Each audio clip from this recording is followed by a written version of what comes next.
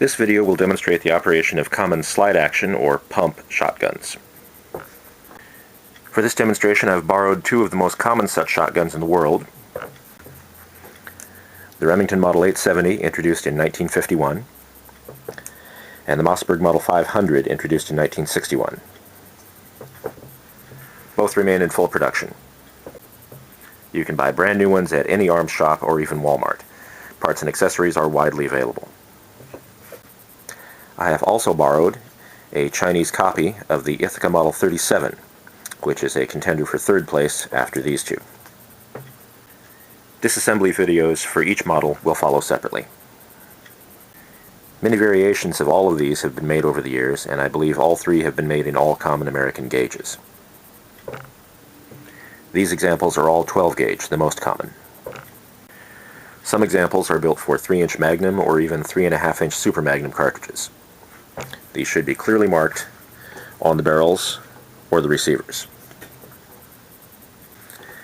It should be noted that the Remington uses specific Magnum receivers, as well as the standard non-Magnum, and those receivers may or may not accept barrels chambered for Magnum cartridges. That combination probably should not be used if it even works. There are many other brands and models of slide-action shotguns to choose from, but these are the most common and most likely to be encountered. All three have also been officially or unofficially adopted and adapted for police and military use. The Remington and Ithaca have also been copied with or without license in places like Communist China. This is a Chinese copy. The NEF Pardner pump is a Chinese-made derivative of the Remington, which I would expect to have some parts interchangeability, although the magazine tube is of a different length, so the barrels would not be compatible. Let's begin as usual by identifying the major features and controls. The buttstock. This can be replaced with folding, telescoping, or shock-absorbing models, or with pistol grips. A 12-gauge shotgun with a pistol grip alone, instead of a shoulder stock, will usually have severe recoil, and improper handling may cause injury. The receiver. It should be noted that most receivers in the Mossberg 500 family are aluminum. I believe some of the military 590 models have a steel receiver. The trigger, obviously. The ejection port. Note the Ithaca 37 is bottom ejecting. The loading port at the bottom of the receiver. The lifter or carrier. You will note that each one is slightly different, but performs the same function, catching the cartridge as it is ejected from the tube magazine and lifting it into line with the bolt and chamber. The Ithaca is bottom loading and bottom ejecting, and you can see the lifter going all the way up and all the way down.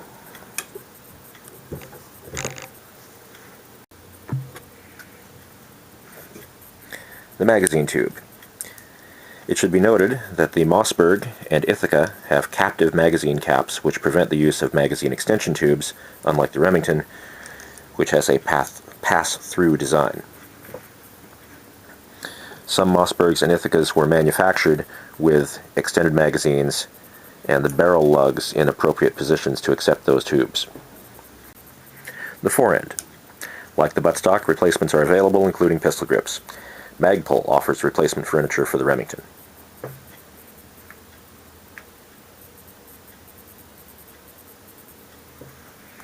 The barrel. Most modern production of all of these will accept interchangeable choke tubes, whose threads may or may not be standardized between brands.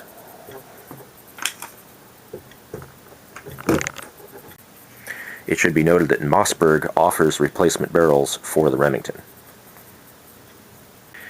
As you can see, so far most of these are similar in layout, but now I'll try to show you the differences. The trigger group. In the Remington and the Mossberg, these are removable modules held in place by receiver pins. The Ithaca requires the stock to be removed before the trigger group can be removed. The safety. On the Remington and Ithaca, this is a button at the rear of the trigger guard. Pushed to the right is the safe position. Pushed to the left by a right-handed shooter is the fire position. Usually some red will appear on the exposed portion when the safety is in the firing position.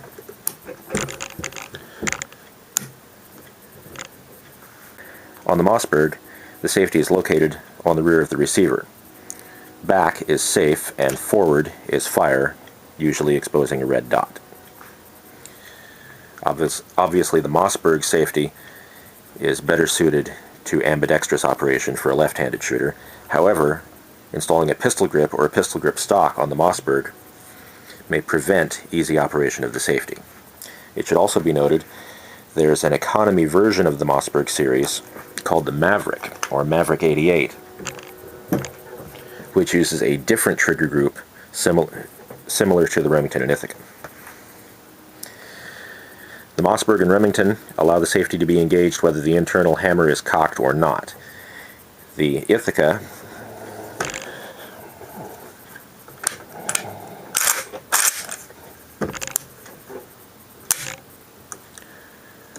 does not allow the safety to be engaged unless the hammer is cocked.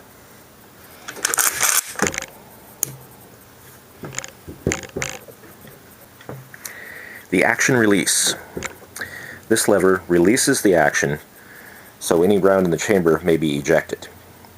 On the Remington and Ithaca, it is a lever at the front of the trigger guard. On the Mossberg, it is a lever at the rear.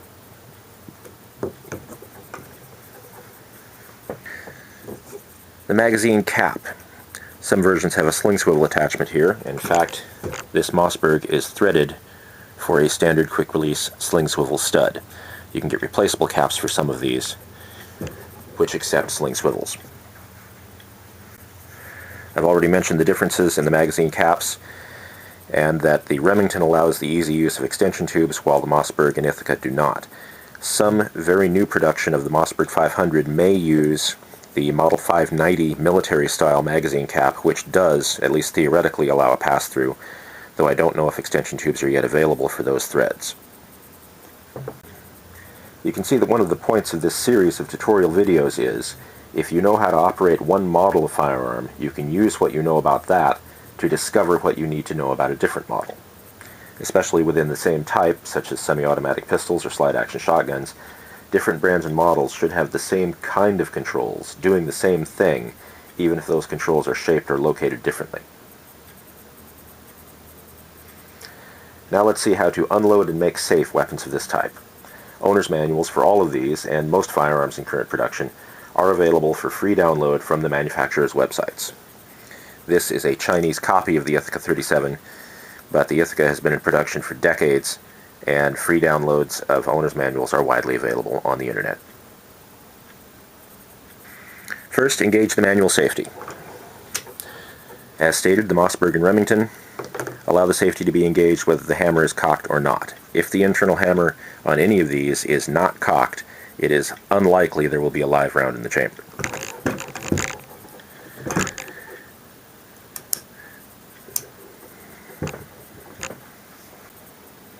Whenever possible, avoid cycling live rounds through the chamber, as this greatly increases the risk of negligent discharge.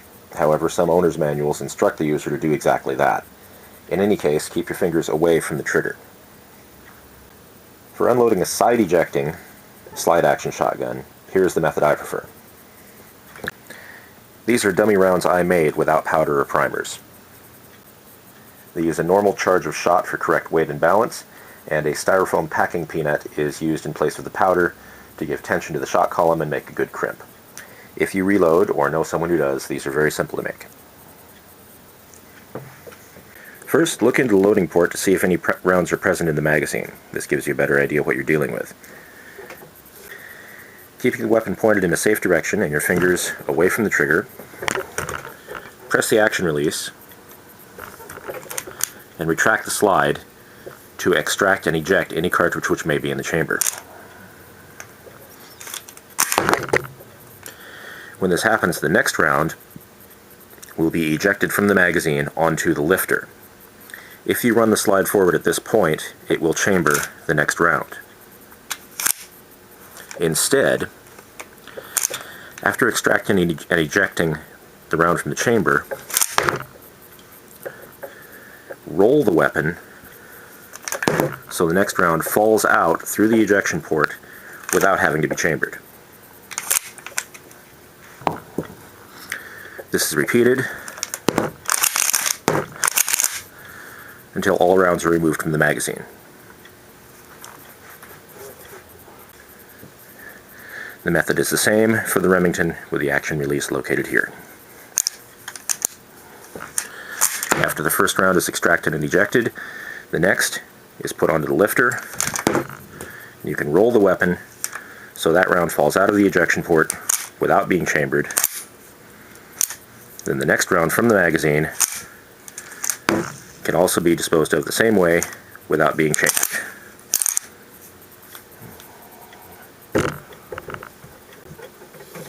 Visually inspect the chamber and the magazine tube to ensure no ammunition remains.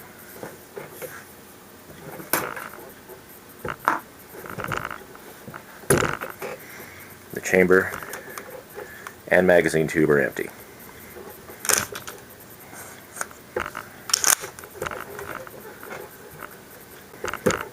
For range safety or inspection and handling, insert an open bolt indicator and leave the action open.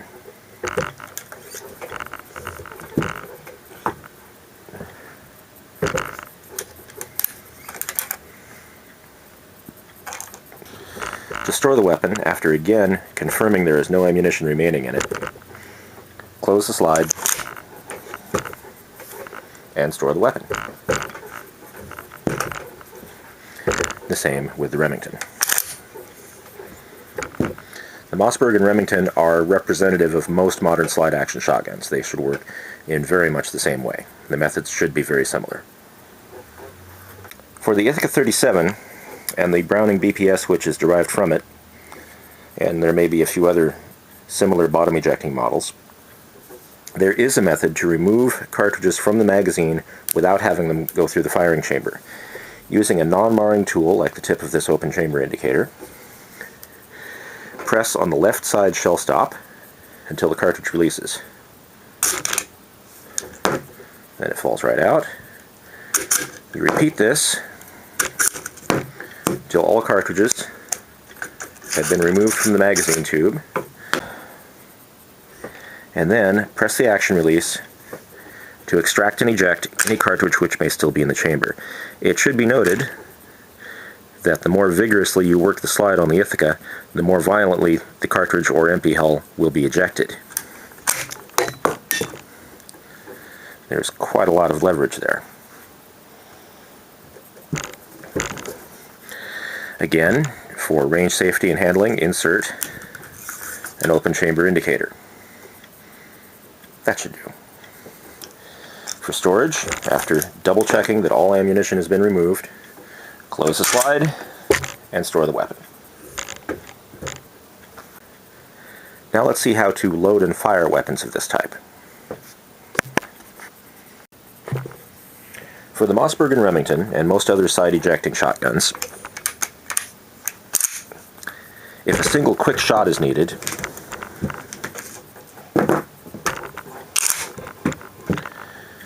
a round may be dropped in the correct direction, of course, through the open ejection port, the slide closed, and immediately fired.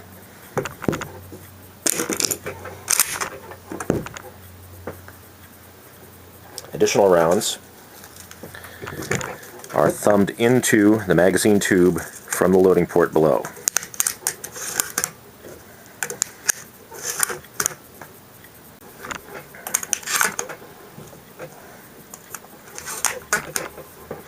If the chamber is empty, but the magazine is full, press the action release, wherever it is on your particular model, and work the slide.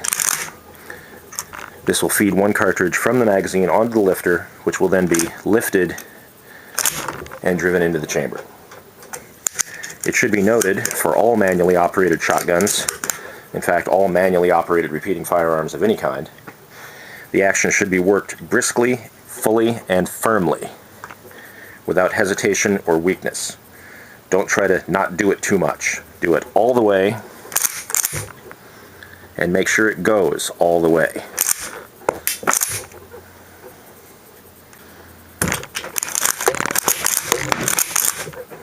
Some actions will be smoother than others, either inherently in the design or through years of use and wear.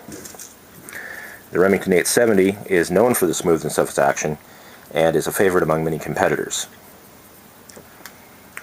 Several gunsmiths offer custom services to tune the Model 870 for racing, in fact.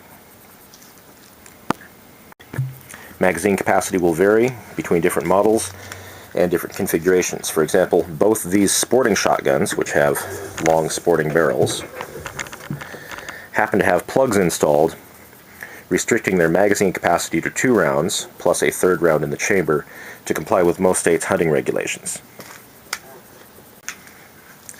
This Chinese copy of the Ithaca, on the other hand, has the original standard magazine capacity,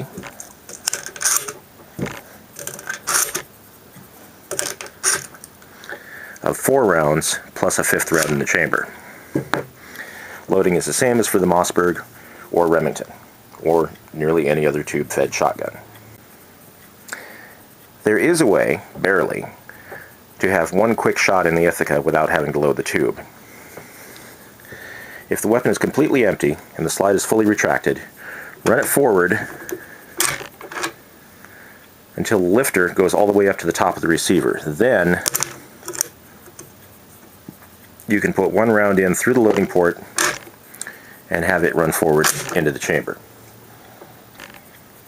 Under most conditions, however, to load the Ithaca or a similar bottom eject shotgun, you will have to close the slide first, then load the tube, and then cycle the action to chamber the first round. To fire, aim, release the safety, which is specific to each model, the Ithaca, the Mossberg, or the Remington, and press the trigger in the usual way. After pressing the trigger, the internal lock is released and the slide may be operated. To cycle the action, work the slide briskly, firmly, and fully to eject the spent hull and load the next. This continues until all ammunition is spent.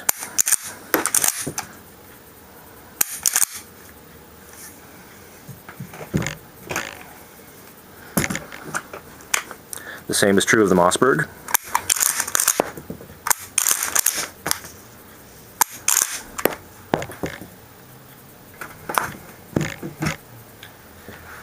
However, it should be noted that many examples of the Ithaca, depending on age of manufacture, and including this Chinese copy, are capable of slam fire.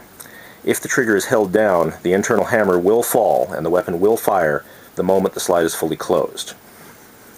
Therefore, when using an Ithaca, especially in rapid fire, it is important to release the trigger between each shot, unless you are actually, in fact, intending to slam fire.